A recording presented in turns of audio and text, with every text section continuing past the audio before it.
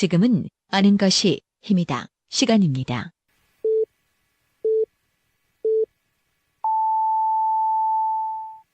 어서 오십시오.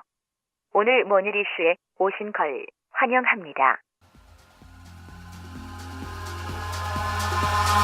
Eyes in the sky, gazing far into the night. I raise my hand. 국민의당 천정배 의원이 헌정질서 파괴자들이 국민묘지 안장을 금지하는 5.18 민주화운동 등에 관한 특별법 일부 개정안을 대표 발의했다고 합니다. 개정안은 전두환, 노태우 전 대통령 등 12.12와 5.18 같은 헌정 파괴 행위로 유죄를 확정받은 사람은 사면, 복권을 받아도 국민묘지에 안장되지 못하도록 조항을 담고 있다고 하는데요. 지금까지 5.18 책임자 국민묘지 안장은 국민묘지법과 국가장법 등의 관련 규정이 없었다고 합니다. 그렇다면 5.16 군사쿠데타의 경우는 어떤가요? 그리고 유신 군부 독재 시절 공권력이란 이름으로 자행되었던 수많은 사건들의 주범들은 또 어찌해야 할까요? 한 걸음 한 걸음씩 뒤틀린 역사를 바로잡는 방향도 좋지만 정치권에선 너무 주의 눈치 보지 말고 옳은 일에 대해선 과감하게 밀고 나가야 할 것 같습니다. 천정배 의원이 새정치민주연합을 탈당하면서 했던 말, 호남 정치의 부활의 의미가 호남 지역을 위한 게 아닌 우리나라를 위한 호남의 정신이라고 믿고 싶습니다. 정치인 여러분, 국민들만 믿고 가십시오.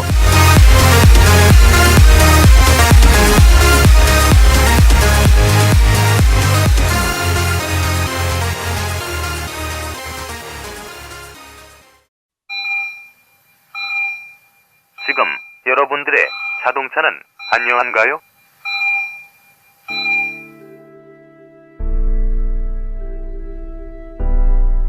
자동차는 편리한 교통수단이기 전에 나와 내 가족의 소중한 생명을 지켜주는 또 하나의 나입니다. 자동차 역시 우리들처럼 정기적인 건강관리가 필요하며 아플 경우 치료와 수술이 필요합니다. 나와 내 가족의 소중한 생명 지킴이 내 차의 모든 것을 이제 낭만카닥터 김사부와 상의하세요. 자동차의 돌담병원 북대전 모터스에 오시면 내 차의 모든 것이 편안합니다. 내 차를 위한 엑스레이, CT, MRI 등 최신 장비와 대한민국 최고의 자동차 엔지니어인 저 낭만카닥터 김사부를 만나실 수 있습니다. 북대전 IC에서 테크노밸리 방향 언덕 위의 하얀 집, 정신병원 아닙니다. 이상 여러분들의 자동차 주치 낭만카닥터 김사부였습니다. 대전 충청의 현안에 대해 낱낱이 파헤칩니다. 더욱 강력하게 무장한 장재환 기자의 요즘 모닝 이슈.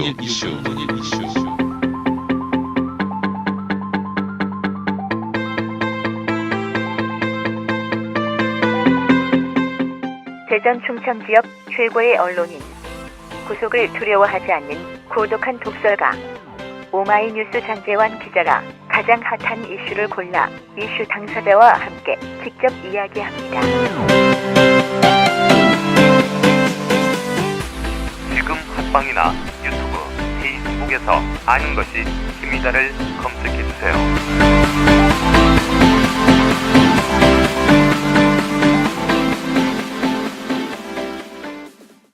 오늘도 역시 청취자분들을 위해 우리 지역의 소식을 전해주시는 아주 감사한 분입니다. 네, 중도일보 임병헌 기자 연결됐습니다. 기자님 안녕하세요. 네, 안녕하세요. 기자님은 목소리가 활달하시네요. 아니요, 이거 큐 신호 들어오면 활달해지죠. 저는 사실 요새 좀 힘듭니다. 이게 그 체력적으로도 좀 어렵고, 그리고 네.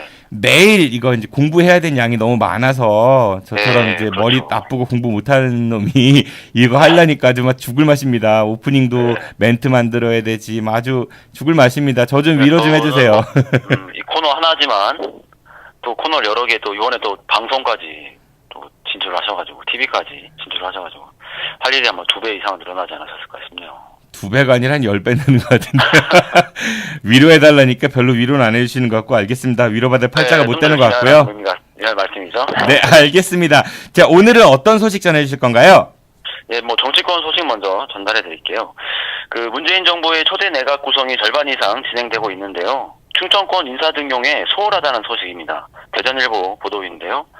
10일 현재까지 인선이 마무리된 총 11명의 장관 후보자와 17명의 차관 후보자 출신지를 보면 영남권이 9명, 호남권이 8명인 반면 충청권은 4명에 불과합니다. 국무총리와 부총리 겸 교육부 장관 등 핵심 보직은 호남 몫입니다. 기관의 행정 업무를 총괄하는 차관 17명 중에는 충북 괴산 출신의 이금노 법무부 차관이 유일한 충청권 인사입니다. 현재까지 문정권의 인사 특징은 역시 호남의 대대적 약진으로 전체 인구는 충청권이 많으나 주요 핵심 자리는 호남권 출신이 차지하고 있습니다. 최소한의 형평성을 맞출 수 있는 원칙이 필요하다는 목소리입니다. 그런데 이런 기사 접할 때마다 저는 우리가 지역주의 타파 이런 거를 많이 외치면서 또 동시에 이런 얘기를 하는 게 약간은 좀 이렇게 결이 다르지 않은가 그런 생각이 듭니다. 네, 저 역시도 이렇게 지역의 인사를 챙겨야 된다 이런 얘기를 하기가 사실 시대에 좀 맞지 않는 면도 없지 않아 있어 보이는데, 그런데 또 이렇게 수치화해서 보면은 지역 인물들이, 충청권 인물들이 어디 해외 가서만 역할을 하는 건 아니잖아요. 대한민국 안에서 다 역할을 하고 있는데 어떻게 등용되는 인물들을 보면 왜 다 호남과 영남 인물들이 중심일까? 이런 부분에 대해서는 어떤 아직 근본적인 문제가 있다라고 여겨지는 거죠. 저는 개인적으로 그런 생각 조금 해요. 그러니까 이런 기사가 나오게 되는 배경에는 아무래도 지역 정치권들의 그 어떤 분위기나 입김까지는 아니어도 그런 분위기, 대화 기류의 흐름 이런 것들이 좀 반영된 게 아닌가. 그럴수록 이제 지역 정치권이 우리끼리 뭉치자라는 그런 여론이 좀 형성될 테니까 말이죠. 그런 생각도 좀 드는 것 같기도 하고, 이것도 이 기사 보면서 그 김동연 경제부총리 관련한 언급이 있더라고요. 이분이 충북 출신이긴 한데 고등학교 때부터는 서울에서 다녀가지고 충청이라 보기 어렵다라는 멘트가 있었어요, 이 기사에서. 그렇게 따지면은 전병헌 그 신임 정무수석도 그렇고요. 정우택 그 자유한국당 지금 원내대표도 그렇고요. 정진석 전 원내대표도 그렇습니다. 이런 분들 다 태어나기만 해서 태어났지 주로 서울에서 공부하고 이제 어렸을 때 이사 갔던 분들인데 그분들은 또 이 충청권으로 분류를 하잖아요. 좀 그러니까 앞뒤가 뭐랄까 좀 일관성이 없어 보이는 것 같아요. 네, 누구를 충청권 인물로 할 것이냐 원칙은 딱히 있지는 않지만, 저도 거의 알겠습니다. 네, 다음 소식 전해주십시오. 네, 그 대전시 공유재산인 중앙로 지하상가가 상인들 사이 웃돈을 얹어가며 거래되고 있다는 뉴스입니다. 중도일보 보도인데요. 601개의 상가가 이어진 중앙로 지하상가는 1994년 당시 영진건설과 대우건설이 건설에 20년 사용 후 대전시에 소유권을 넘긴 시설입니다. 중앙로 지하상가의 소유권은 대전시에 있고 상인들은 사용수익 허가권을 가진 상태에서 권리금을 받고 상가 임차권을 넘기는 행위가 만연하다는 지적입니다. 지하상가가 다른 지역에서도 볼 수 있는데요. 대표적으로 서울시가 최근 상인 간 지하상가 임차권 양도 행위를 금지하는 조치를 취했습니다. 운영을 중단한 상가를 서울시가 반환받아 이를 공개 경쟁 입찰로 운영자를 모집하겠다는 것입니다. 하지만 이 같은 조치에 반발도 거셉니다. 정인수 중앙로 지하상가 운영위원장은 중도일보와 인터뷰에서 전국에서 벤치마킹할 정도로 특색 있는 곳으로 성장했는데 공유재산 관리법만 강조해 관행을 하루아침에 뒤집어서는 안 된다고 강조했습니다. 그러니까 이게 공유재산이면은 사실 사유재산이 아니니까 그거를 공공의 목적에 맞게 이용을 해야 되는데 지금 반발하는 입장은 그거 아닌가요? 그러니까 현재 입점에 있는 상인들이 우리는 들어올 때 권리금을 내고 들어왔으니 지금 정책이 바뀌면 우리가 낸 돈은 어떻게 되느냐 이거에 대한 반발이지 이 제도에 대한 반발은 아닌 것 같아요. 그러니까 바꿔 얘기하면은 그분들이 냈던 권리금을 적당한 수준에서 보상받을 수 있다라고 하면은 그러면 이 제도에 대한 문제는 얼추 해결될 수 있지 않을까요? 근데 저는 그 지하상가의 어떤 생태계, 어떤 상가 운영 어떤 흐름에 있어서는 지금 시가 개입을 해서 그 공개 경쟁 입찰로 해서 새로운 운영자를 계속 모집하는 그런 과정으로는 앞으로 계속 번영하기는 어렵지 않을까 저는 그런 생각을 해요. 지금의 생태계가 가장 좀 최적화되어 있는 게 아닐까 이런 생각을 하고 있습니다. 그런데 이제 우리가 이른바 이제 시장 경제 자유주의라고 하면은 정부의 그 공권력의 개입이 최소화되고 시장에게 자율성을 맡겨야 된다. 그 부분도 공감은 하지만은 그렇게 되면 거대 그리고 이미 이제 자리를 차지하고 있는 기득권들에 비해서 새로운 세력이 진입할 수 있는 그런 장벽이 너무 높아서 어느 정도 그 공권력의 그 통제와 균형을 맞출 수 있는 그런 그 힘이 필요하지 않을까 그런 생각이 저는 들거든요. 근데 저는 여기서 만약에 C가 이제 그 재산 빈 상가를 다시 가져와서 그거를 이제 공개 경쟁 입찰로 붙일 수밖에 없을 텐데요. 저는 이런 공개 경쟁 입찰이 뭐 굉장히 좋은 제도는 아니라고 생각해요. 공정성을 확보하기 위한 어떤 어쩔 수 없는 제도이지, 거기서 만약 내가 임대료를 연간 1억을 내면은 그걸 가져올 수 있을 텐데, 이런 공개 경쟁 입찰의 결과는 사실 임대료가 굉장히 오르게 됩니다. 그러니까 그거는 이제 높은 가격을 써낸 사람이 차지하는 식으로 하지 말고, 그렇기 때문에 상한선을 딱 두어놓고, 그러니까 상한선을 두어놓고 그 안에서 이제 판단을 하는 거죠. 그런 제도가 있을까요? 그건 좀 공부가 좀 필요하겠네요. 예, 저도 조금 더 공부가 필요할 것 같고, 아울러서 이제 그 권리금 관련해갖고 몇 년 전에 그 유명한 가수 리쌍 있었죠. 그 분하고 이제 그 세입자 우장창창이라는 그 막창집 운영하시는 분하고 이제 분쟁이 좀 있었는데, 이 권리금 관련한 부분은 정말 우리가 이제 조금 더, 지금까지는 음성적이었잖아요. 어떻게 보면은 또 법적으로 보호받기도 뭐 애매했고, 뭐 비록 상가 임대차 보호법이 일부 개정되면서 좀 방안이 마련되긴 했지만은 조금 더 수면 위에 올려놓고 한번 우리가 논의해봐야 되지 않을까, 그런 생각이 듭니다. 굉장히 지금은 그냥 음성적이죠. 얼마인지는 사실은 좀 고무줄 잣대인 셈이기도 하고요. 네, 알겠습니다. 다음 소식 부탁드리겠습니다. 네, 전자발찌를 훼손하고 도주하는 사건이 종종 발생해 사회를 불안하게 하는 경우가 있는데요. 이러한 전자발찌 착용자들을 관리하는 보호관찰소 무도 실무관들이 고용 개선을 요구하고 나섰습니다. 무도 3단 이상인 유단자 120여 명을 보호관찰 대상자 관리요원으로 고용해 재범을 예방하고 있는데요. 이들 무도 실무관들은 처음 출근해 받은 월급을 5년이 지난 때에도 같은 금액으로 받고 있다고 합니다. 근무 경력에 관계없이 급여가 동일하다는 의미인데요. 호봉제도 시행하지 않고 급식비도 없으며 연차 수당 등 각종 수당 대상도 아니라고 합니다. 때문에 전자발찌 착용자들이 안정적 관리를 담당하는 이들에 대한 고용 형태 개선이 요구되고 있습니다. 우리 어제 얘기했던 집배원분들하고 처우가 좀 비슷해 보이는 것 같기도 하고, 그래도 다행인 거는 시대가 바뀌면서 이런 얘기들이 공론화되고 있다라는 게 참 반가운 소식인 것 같기는 합니다. 네, 아마 문 대통령이 비정규직의 정규직화 뭐 이러한 공약을 내걸어서 이렇게 좀 수면 아래에 있던 문제들이 좀 수면 위로 올라오는 효과이지 않을까 생각하고 있습니다. 저는 조금 안타까운 게, 특히 이제 힘든 일하는 분야 있죠. 과거에 뭐 몇 해 전에 그 서울의 구의역 스크린도어 사고도 있었었고, 꼭 힘든 일 하는 분야는 그 위탁 용역을 주고요. 하청 주고, 그러니까 원청 일하시는 분들은 그 주로 관리 감독, 그러니까 감독자의 입장에서 바라보고 있고, 그분들은 고용이 되게 탄탄하고, 반면에 현장에서 힘들게 일하시는 분들은 항상 이제 불안한 고용 환경에 또 위험에 노출된 일들을 많이 하고 있고, 그런 게 좀 안타까운 것 같아요. 그리고 또 뭐 가령 제가 처음 입사해서 받은 월급을 10년 후까지 같은 월급을 받아야 된다. 이거는 사실은 어떤 내가 근무 경력을 쌓아가면서 쌓인 경험에 대해서는 하나 인정을 안 해야겠다는 의미거든요. 이런 어떤 근로 환경에서 내가 뭔가 열성적으로 해서 내 능력을 좀 높여야 된다, 이런 의지가 생길까, 좀 그런 의문이 듭니다. 그러니까 뭐 경영을 효율화하기 위해서 비용을 뭐 효율적으로 집행한다, 이런 취지에서 하청을 준다는 그런 개념도 있는 것 같은데, 사실은 뭐 우리 흔히 인적 자원이란 말들 하잖아요. 저는 개인적으로 그 말에 대해서 좀 반감이 많거든요. 자원은 뭔가를 결과치를 얻어내기 위해서 투입되는 요소들인데, 과연 인간이 그런 자원으로서 쓰여야 되는가, 우리는 왜 일을 해야 되는가, 일을 하고 있는가에 대한 그런 근본적인 생각을 하게 하는 그런 뉴스였던 것 같습니다. 예, 다음 소식 부탁드리겠습니다. 네, 어제 말씀드린 한국원자력연구원 연구용 원자로인 하나로에 대한 누설률 시험이 갑작스럽게 연기됐다고 합니다. 당초 12일 원자력 안전위원회가 하나로 원자로 외벽 등에서 방사선 물질이 밖으로 새어나갈 가능성이 있는지 검사해 원자로 재가동 여부를 결정하기로 했는데요.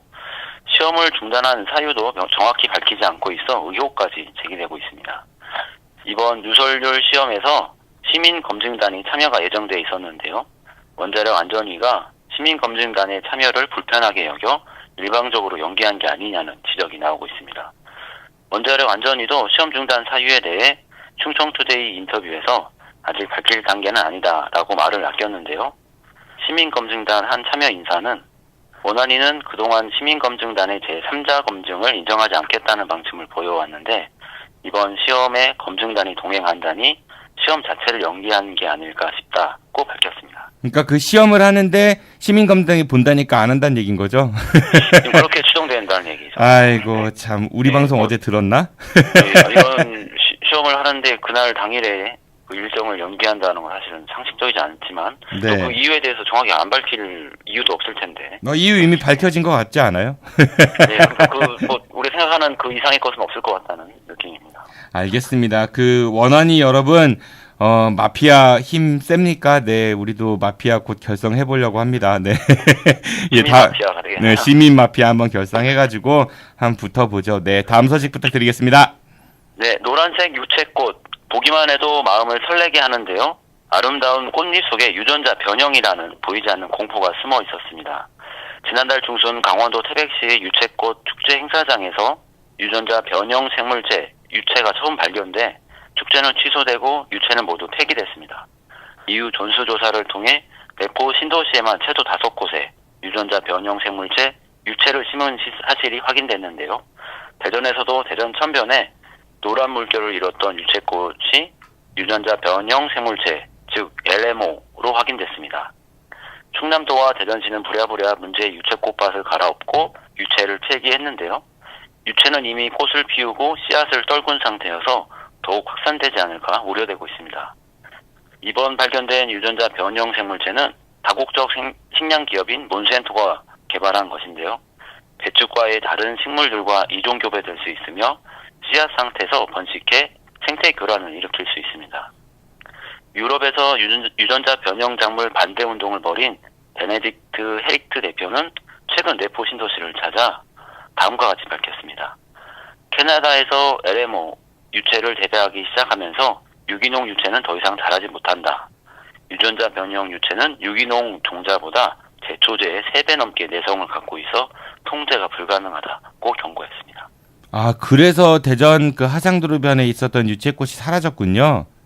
저도 이거 이번에 뉴스를 보면서 이제야 알게 됐어요. 근데 이 LMO, GMO, 우리 GMO라고 해서 유전자 변형 음식들, 식품들 있잖아요. 이거 네. 관련해갖고는 아직 검증되지 않은 사안들이 너무나 많아서 지금 이미 많이 퍼져 있죠. 그런데 아르헨티나의 이제 그 한 지역 같은 경우는 유전자 변형 식품 콩으로 인해 가지고 기형이나 빈혈로 인한 돌연사, 암, 가축 폐사 이런 일들이 이제 벌어지고 있다는 보도도 있고, 이거 좀, 그 사람 먹거리인데 당장 오늘 먹어서 탈 안 나면은 문제 없다가 아니라 이게 쭉 이제 지켜봐야 되는 거니까 더 많은 안전성이 담보될 때까지. 그러니까 이것도 결국은 인간이 더 많은 양을 생산해내기 위해 결국은 좋은 취지로는 기아를 해결하고 이런 말을 하지만은 조금 다른 시각으로 보면은 더 많은 생산과 부를 축적하기 위해서 만들어진 것이 아닌가 그런 생각이 들어요. 그리고 또 높은 분들이나 돈 많으신 분들은 유기농 드시잖아요. 비싼 거. 그렇죠. 그리고 이제 우리 같은 서민들은 이제 좀 싼 거, 그쵸? 네. GMO 많이 들어간 싼 거 먹죠. 네. 들어간 거 숲에서 골라서 이렇게 뒤를 돌아보면 네. 유전자 변형이라고 써 있는 경우도 있고. 그러니까 우리가 먹는 치킨 같은 경우도 사실은 그 닭들이 먹는 사료가 거의 GMO 콩들로 만들어졌고, 그리고 그 치킨을 튀기는 기름도 이제 GMO로 만들어진 그 식용유로 이제 튀긴다라고 하더라고요. 이제 인간이 신의 영역에 넘어간다 이런 우려를 얘기할 때가 있는데요. 네. 특히 유전자 조작 식품 이런 게 아마 가장 그 초기적인 단계일 텐데 또 가장 좀 우리가 가장 모르고 있는 아직 이런 거에 대한 부작용이 어떤 게 있을지도 아직 모르는 상황이라서 좀 불안감이 있죠. 저는 몸소 부작용을 지금 몸으로 체험하고 있어요. 어떻게요? 그 유전자 변형 식품 관련된 걸 많이 먹으니까 살이 많이 쪄가지고 거울을 보면은 제가 아닙니다. 네. 그것도 연구 결과가 언제 나올 수 있겠죠. 알겠습니다. 예, 다음 소식 전해주십시오. 네, 공직자들이 비위나 비리 의혹으로 재판에 잇따라 넘겨지면서 공직기강 해이에 대한 지적이 나오고 있습니다. 뉴스원 보도인데요. 지난달 7일 대전 한 구청 환경관리의원이 환경관리직 감독을 시켜줄 수 있다며 직장 동료에게 800만 원을 받아 가로채 1심에서 벌금형을 받았습니다. 자신의 아버지가 지역 유력 정치인과 친하다고 사칭한 것입니다. 또 지난달에는 대전 한 경찰이 자동차 소유주의 개인정보를 빼돌려 친분이 있는 지인에게 전달했다가 역시 벌금형을 받았습니다. 해당 경찰은 자신이 소유한 업무용 조회기로 경찰 전산망에 접속해 개인정보망을 빼낸 것으로 조사됐습니다. 또 같은 달 성매매 업주로부터 부탁을 받고 제보자의 신상 정보를 넘긴 경위급 경찰이 구속 기소되기도 했습니다. 이 밖에 술을 담그려 압수품인 양귀비를 빼돌린 천안 경찰이 있는가 하면 대전 교도소에서는 투자 사기를 벌인 기업체 대표의 교도소 내 편의를 봐준 교도관이 역시 구속되기도 했습니다. 영화에 나오는 장면들과 똑같네요. 그렇죠. 영화에서 그렇죠. 뭐 단속한다고 하면 이렇게 뭐 그 찔른 놈 알려주고 단속 정보 미리 주고 교도소에서 뭐 편의하고 이거 영화에 많이 나오잖아요. 그 현실이네요. 네, 그런 신고자들의 개인정보 노출됐다는 건 가장 심각한 피해가 있습니다. 그러니까 이게 그런 말 있잖아요. 영화는 현실을 못 따라간다. 큰 현실이 있을 수 있죠. 네, 이거 참 이 사건 이 기사를 접하면서는 그런 생각이 듭니다. 정보를 특히 이제 정보를 취급하는 일을 하시는 분들은 그 정보가 내 사적인 게 아니라 내가 일을 하는 공적인 부분인 거니까 절대 사적으로 써서는 안 된다라는 그런 생각을 하게 되거든요. 그런 공적 정보를 사적으로 이용해 한다는 얘기는 다시 말해서 부당하게 자신에게 그 사익을 추구하는 그런 행위인 거잖아요. 뭐 부동산 개발 정보 같은 것도 그렇고, 그렇죠? 또 이렇게 공무원이라는 게 사실은 하는 일이 일반 사기업에 다니는 개인이 저지른 범죄와 다르게 공무원이 벌이는 어떤 이런 일들이 어떤 대중적인 어떤 많은 사람들한테 피해를 주는 결과를 가져와서 더 조심해야 된다는 얘기겠죠. 언론인들도 마찬가지인 것 같아요. 주로 이제 공적 일을 하시는 분들을 많이 상대하시니까 네. 그 공적 일을 하시는 분들이 언론인들과의 친분을 위해서 일부 정보를 살짝 흘리면서 서로 공유하는 그런 사례들도 왕왕 있었잖아요, 그동안. 정보를 흘리는 거는 범죄일까요? 그렇진 않을 것 같은데요. 예를 들어가지고 어디가 이번에 개발이 될 것 같대, 뭐 이런 거 있잖아, 그러면은. 글쎄요. 그러한 정보를 교류한다? 그런 일은 많진 않을 것 같고. 그러니까 임병환 기자님 같은 분한테는 별로 교류 안 할 것 같고요.